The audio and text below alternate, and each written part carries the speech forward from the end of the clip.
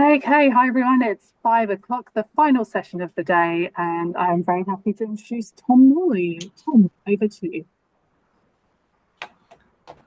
Hi everyone, my name's Tom and I'm from Lancaster University where I'm based in the Open Research team, and for the next 20 minutes or so I'm going to be talking about how we've aimed to make open access book publishing part of our prevailing and everyday research culture at Lancaster University. I appreciate it's a really sunny day, so hopefully I'm not taking up too much of your time when you could be in the garden enjoying the sun. So hopefully I'll try and make this quite interesting, and I'll speak for around 20 minutes on our project and what we've done over the last 18 months at Lancaster, and then we'll have some time for questions at the end as well. And so just to introduce myself in this presentation, so as I said, my name's Tom. I'm based in the library at Lancaster. And for those of you who don't know Lancaster University, we're a relatively small but research-intensive institution based in the northwest of England. We have around 16,000 students and around 1,000 to 1,200 active research staff at any one time. And so over the last 18 months, we've been working on a project to try and encourage more members of our research community to consider publishing their books and their long-form outputs open access. And just before we get into the reasons for why we decided to embark on that project and what we did, I thought it would be useful just to define what we mean by an open access book and what we mean by research culture, just so that everyone's on the same page. So an open access book is a book that's made openly available online with an open license. And essentially, it's free for anyone with an internet connection to access without registration or other access barriers. So that means you don't have to be a member of the library or pay a fee to a book publisher to access that book. Anyone with an internet connection can access the content of that research. And as you can imagine, that has some really good benefits to wider society. So, for example, if you're an independent researcher, or if you're based in the third sector or a government policymaker, or just have an interest in the research that's contained within that book, it means you can access that book for free without any restrictions and without having to pay a fee for that. And when we mean research culture is quite a broad term. There's a definition that I put on the slide that's been provided by the Royal Society. But essentially, research culture essentially means the way in which research is conducted and the actions of researchers within an institution. So that encompasses things like the behaviours and values and norms of the researchers. So by extension, that means the way in which people publish their research and the way in which people approach publishing their research as well. So one of the reasons why we focused a lot on open access books and are making that part of our research culture is that over the last kind of few years, there's been quite a lot of discussions and policies within the UK concerning open access books that have put this very much on the agenda. So a number of research funders have recently introduced open access policies for long form publications. So from the 1st of January 2024, UKRI have introduced an open access policy. So UKRI are one of the major research funders in the UK. And their policy means that if you publish a long form output that's based on research funded by one of their funding councils, as a researcher, you must publish that book open access. So there's a number of other funders who've recently introduced policies as well, such as the Wellcome Trust. And so there's a large number of researchers who are having to consider publishing open access for the first time. And then within the last 12 months as well, we've also found out that for the next Research Excellence Framework assessment in the UK, so the REF that follows the REF 2029, there will be a mandate for publishing open access books to be submitted.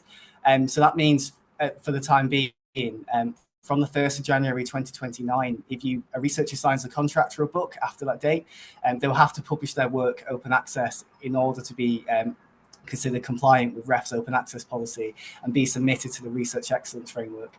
So there's a lot of policies regarding open access books at the moment, and it's very much on the agenda within the sector at the moment. But at Lancaster, we've decided to try and approach it from the perspective of how can we make open access book publishing part of normal everyday practice rather than just a box ticking exercise. So how can we encourage our researchers to want to aspire to publish their books and their research open access, rather than being forced to do it just because of research funder stipulations.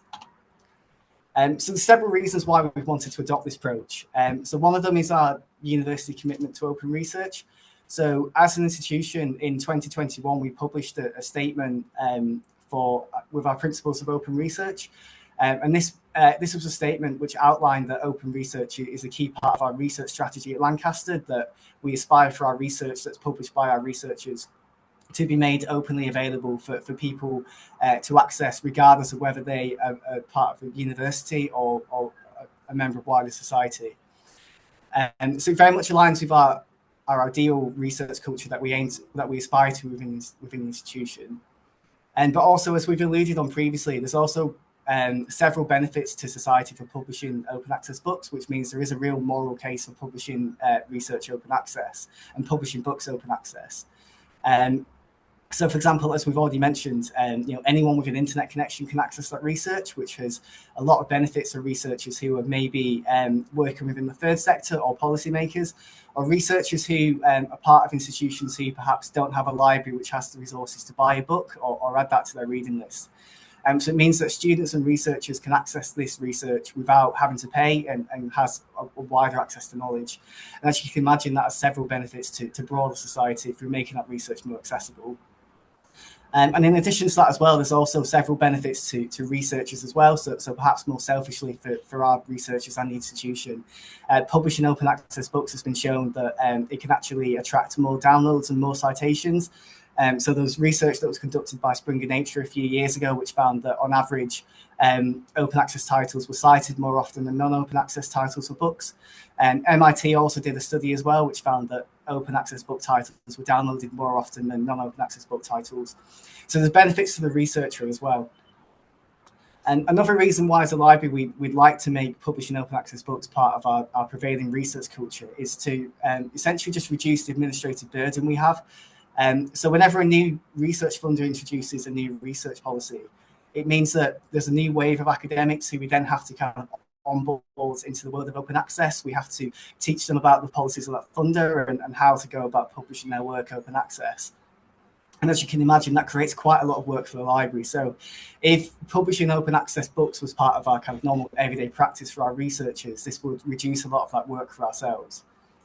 But also, perhaps one of the main reasons that we decided to try and do this is that there's a lot of researchers now are coming to publish their work open access for the first time when it comes to books. There's an opportunity now to try and entrench more affordable publishing models within our prevailing research culture and encourage the uptake of those models as well. And I'll come on to this in a bit more detail later on. So we discussed why we want to do this, but what are the barriers preventing us from facilitating this culture change? So one of the common barriers is that there's a real lack of awareness and misconceptions that tends to come up when it comes to academics' knowledge of publishing their books open access. So there's quite a lot of literature that's been produced on this, and just anecdotally, what's been reflected in the literature is reflected in my own experience as well in terms of the questions we get from academics. And generally, there's a lot of kind of concerns or misconceptions around what publishing a book open access actually means. So, for example, there's a common misconception that if you publish your book open access, it won't be peer reviewed or it won't go through the same level as peer review as non-open access titles. And that's put quite a few researchers off from publishing their research open access. But in reality, that's not the case. That there are many presses who apply the same levels of peer review to open access titles and non-open access titles. Another common misconception relates to whether you can publish or produce physical copies of a book if you publish your book open access. So there's a lot of researchers who say, well, I would really like a physical copy of my book.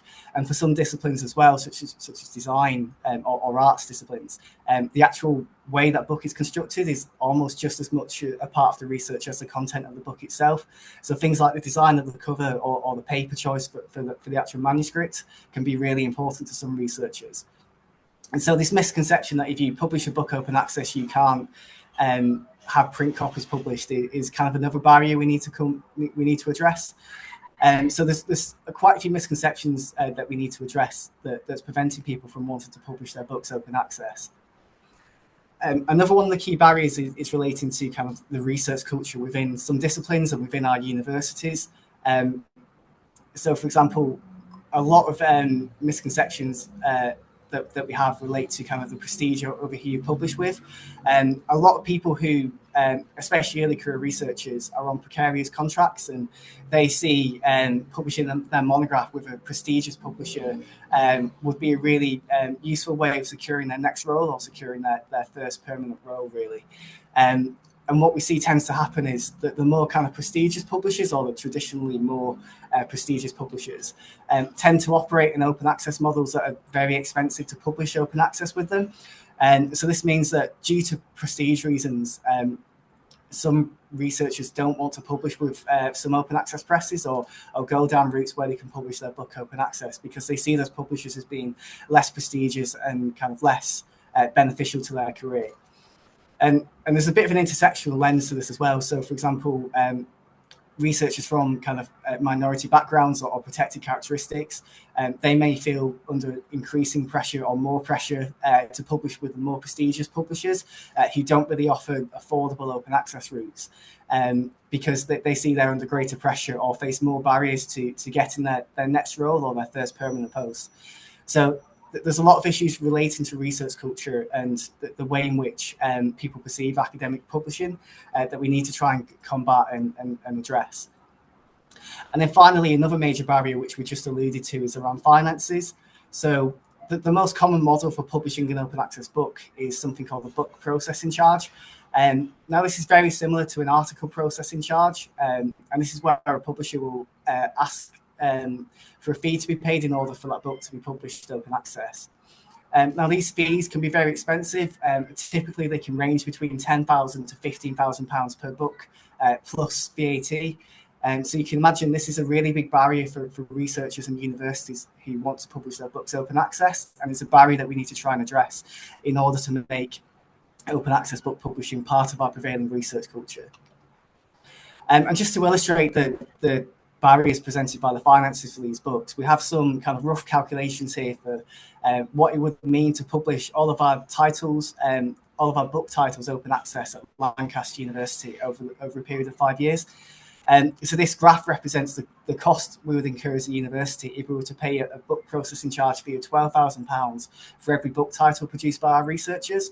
And as you can see, that the cost of this is quite frankly extortionate. Even if we were just to pay half of these costs, it would still be unsustainable, and it just wouldn't be realistic. So there's a real need for us to try and entrench some more alternative models for publishing books open access and address those barriers that are posed by these finances, by the issues posed by finances. So how have we tried to address this? So our approach that we've adopted at Lancaster University Library has been informed really by this blog post that was produced by NOSEC in 2019. So within this blog, NOSEC sets out the idea of this research culture pyramid, which some of you may have come across before. And essentially this model sets out a methodology for facilitating research culture change within an institution. So the model sets out 5 interlinked ways and areas to address research culture change, starting from infrastructure, so actually making it possible to publish a book open access, all the way through to policy and incentives.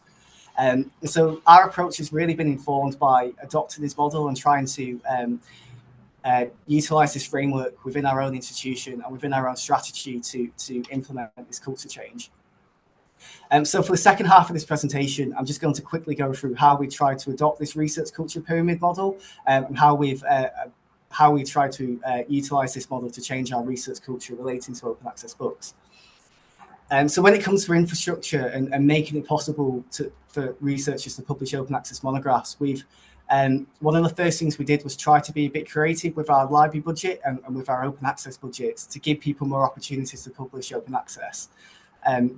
So one of the ways we've done this is through subscribing and utilising our budgets to support something called Diamond Open Access publishing schemes for open access book publishers. So these are schemes and initiatives which allow researchers to publish their books open access without having to pay an expensive book processing charge.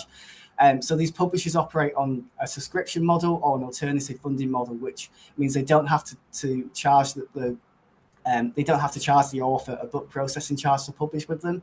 And so we've utilised our library budget to support a number of these initiatives. The most prominent of which is one called the Open Book Collective, which is a group or a collective of open access book publishers who all operate on this diamond model. So throughout subscribing to the Open Book Collective, we've enabled our researchers to have a route to publish their books open access without having to pay a book processing charge. As well, we've also been quite active members of a project called the Open Book Futures scheme.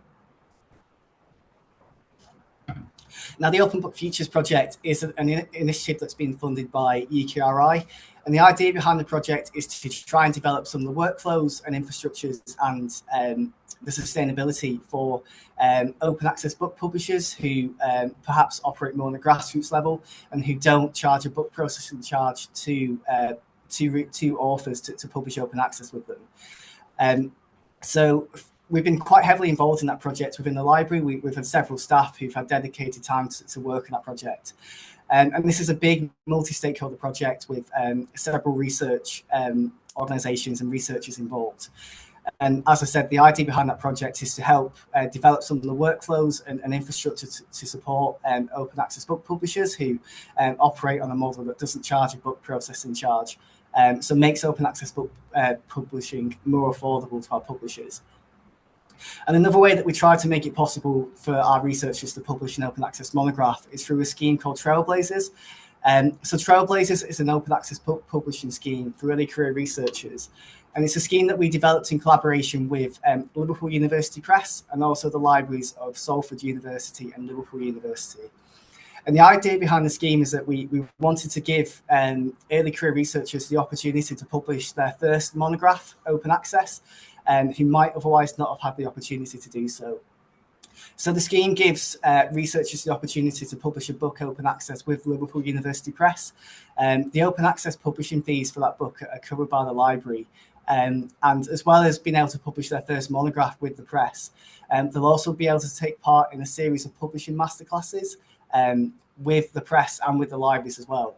And the idea behind these publishing masterclasses is to give our early career researchers the opportunity to learn more about publishing skills, so it's to learn more about the publishing sector, how to present their works going forward, how to write future publishing proposals, and also develop some library skills, so allow them to understand more the open access publishing landscape, understand how to kind of interpret bibliometrics and utilize metrics effectively and ethically as well, and to measure the impact of their research.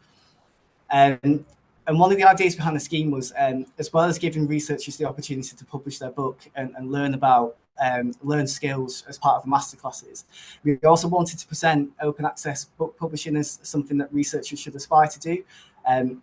So the scheme has been branded as being quite prestigious. It's a competitive scheme, so authors have to apply to be part of the scheme, and there's a selection process that's managed by the libraries that are taking part, which then put the authors forward to that. And to be honest with you, the scheme has been quite successful in terms of raising the profile for open access book publishing within our institution. We've had quite a lot of feedback from senior management around the scheme, and it seems to have captured quite a lot of imagination within our university. And just as an aside, it's also been a really useful way of kind of getting ourselves space on agendas within departmental meetings. So previously we found it quite difficult to come into departments and talk about open access book publishing and talk about kind of other initiatives related to book publishing, due to kind of competing priorities, or the fact that some people just don't really find this stuff that interesting, or don't really see the need to learn more about this. So through having this scheme, it's been a really useful way to kind of get ourselves time on agendas and kind of raise the profile of open access book publishing more broadly within the institution. So as well as kind of making it possible for our researchers to publish their books open access, we tried really hard to make it as easy as possible for them to do that as well. So one of the ways we've aimed to do this is through providing really specific support for authors in finding open access book publishers. So we've worked quite closely with authors in a one-to-one capacity to identify kind of what their needs are in terms of the publisher, kind of what they would like in terms of the format, and kind of what how they would like the book to be published. And then we've provided authors with a list of potential publishers and supported them to develop a book publishing proposal and submit that to the publisher. This has been a really good way of kind of developing some good relationships with kind of early adapters in the open access book publishing space. And it's been a really useful way as well for us to kind of, again, raise the profile of open access book publishing and make it as easy as possible for authors to publish books open access. We've also delivered a number of training sessions. So we've incorporated our training session called Myth Busting Open Access Books into our termly library research skills session. So every term we have a series of library training sessions that are delivered to all researchers within the institution who can sign up to it. So we've incorporated open access book publishing into that into those modules and have been delivering training sessions on that. And as well as that, we've also developed a guide to publishing open access books. Now, the idea behind this guide to publishing open access books is to really just give authors an information resource that they can access kind of offline and at the point of need. So what we find is that authors and academics are so busy, they don't really think about open access book publishing until it comes to the actual point of publication and the point of need. So we wanted to make a resource that was available to access kind of in perpetuity and at the point of need. So authors had the opportunity to learn more about open access book publishing and about different ways of achieving that within their own time when they needed to. So this resource is available open access for anyone from any institution to access. It's kind of a mix between a reference guide and an online course. So it has a series of different modules that you can kind of navigate between. So you can kind of navigate start at the very beginning and find out more about why you should publish open access, or you can navigate to certain topics. And it covers different aspects of publishing open access books, such as licensing and third-party materials, how to find an open access book publisher, and kind of information on as well on open access book funding and kind of different models for publishing open access books. As part of this resource as well, we've also published a series of case studies with Lancaster authors who've published open access books. So that's available online via the QR code on the screen as well. And as I said, it is available open access, so anyone from any institution can access this resource. And we've also spent quite a bit of time trying to make it appear normal for people to publish open access monographs. So we're really keen to kind of make publishing open access books appear part of normal everyday practice. So what we try to do is try to celebrate and kind of raise the profile of our authors who have published books open access. So one of the ways we try to achieve this is through delivering book launches for our authors who published open access books. So over the last 18 months, we've held a number of book launches for our authors who publish books open access. So during these sessions, we've allowed the authors to talk about their research. We've invited their colleagues and their students from within their department. And it's not only been a really good way of kind of celebrating the success of those authors, but it's also been a really useful way of kind of challenging some of those misconceptions that researchers might have about publishing open access. So, for example, we make a point of always kind of bringing along a physical copy of the book for the book launch. And as we've discussed previously, a common misconception is that if you publish a book open access, you can't publish a print copy. But if you have that misconception but attend an open access book launch and see it in the author's hands, it does quite a bit of work in kind of addressing those misconceptions and making potential authors think that, oh, maybe open access might be an option for publishing my book. We've also done quite a bit of work around promoting the experiences of our authors as well. So we've recorded a series of podcasts and case studies with some of our authors. And these are available on our Lancaster University YouTube channel, but we also have a podcast feed as well, which is called Talking Around the Library Tree, which has a series of podcasts on there. So again, we try to raise the profile of book publishing through kind of promoting these author experiences and again, try to challenge some of those misconceptions that people might have. We've also done other work as well around kind of publishing news stories as well and kind of sharing experiences of authors that way. And really trying to kind of promote the different ways that people have achieved publishing open access and what that's been like for them. And so finally, we're now kind of considering how can we incentivize authors to publish open access? How can we make it rewarding to engage with open research practices? So there's a few considerations that we're considering at the moment.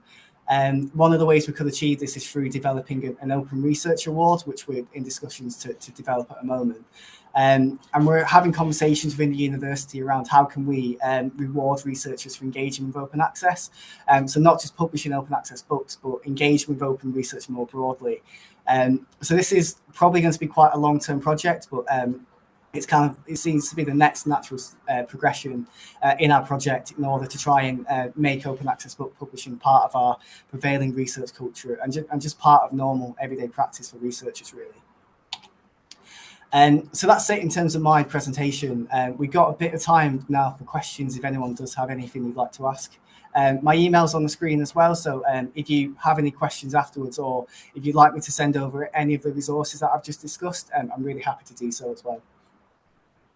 Thank you so much, Tom. That was so interesting. I work at an institution that's just sort of on the path to adopting open access books. So I particularly enjoyed your euphemism for we've got no money, because you said we've got the opportunity to entrench more affordable publishing models, which is a beautiful way of saying, you know, we don't want to spend our money with big publishers anymore.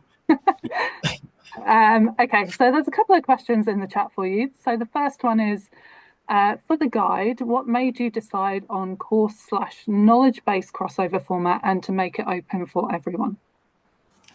I think the thinking behind it was that there'd be a range of researchers from different career stages and kind of different knowledge, different kind of experiences as well, who might be accessing that guide. So, for example, an early career researcher who's thinking of publishing their first monograph, that they probably need to know about kind of licensing and third-party copyright, and they'd probably also appreciate information such as how to approach a publisher, kind of how to interpret things like peer review, and kind of go through that process. Whereas kind of a more established researcher who may have already published a monograph in the past might not necessarily need that level of detail and might only want to know more about how could they make their research open access, or might have some more specific or kind of more focused questions around kind of open access publishing models or kind of funding sources they can access for their books. So really we kind of structured it that way because we wanted to kind of make it as accessible for everyone as possible. And yeah, we made it open access because we wanted it to kind of be useful for people external to the university as well. We thought it would be within the spirit of the resource as well to make it as widely available as possible. Great, thank you. We've got someone else who's asked, what disciplines are you mainly publishing in? Because they're finding that it's particularly painful for humanities, where books tend to be more valued and research published in books than in articles. Yeah, so we find that we get the most questions and pushback from our humanities researchers. So with the Trailblazer scheme, that was generally really well received across the institution, and we had quite a lot of feedback. But we also got some pushback as well from some researchers in humanities, and their concerns was that publishing open access would be detrimental to the careers of the students they supervise, or the early career researchers who were within their department, just because they had those misconceptions or that perception around open access publishing, and the misconceptions around things like peer review that we covered in the presentation. So we found there are quite a lot of areas of humanities as well that who haven't really considered publishing open access books before, and that's where we've had to kind of focus a lot of our kind of attention and our communications there. But having said that, we do have quite a lot of early adopters in humanities, and we've spent quite a bit of work trying to kind of identify who those people are and try to work with them to record case studies or kind of get involved with some of the communications works we've done as well around sharing their experiences of publishing open access. So whilst we have had some pushback and kind of some kind of a lack of activity within our humanities, we have also found that there are some early adapters, and it's been really useful kind of drawing on their experiences and using them to kind of share and kind of raise the profile of publishing within their departments. That was perfectly timed, as if you'd timed that particular answer to the time. So we are just at 5:30 now. So Thank you so much, Tom. I'm sure everyone will join me in saying thank you to Tom. Please have a look at the chat. People are always saying thank you, so thank you so much. Thank you for everyone that's attended day one of CALC. We are at the end of today. There's nothing else going on today, but you can join us tomorrow again at 1:15 p.m. to 1:30 is the registration period. And then we start with the conference welcome at 1:30 tomorrow. And our first panel is at 1:45, so don't miss it. Thank you so much, everyone, and we will see you again tomorrow, hopefully. Thank you very much. See you later. Thank you. See ya.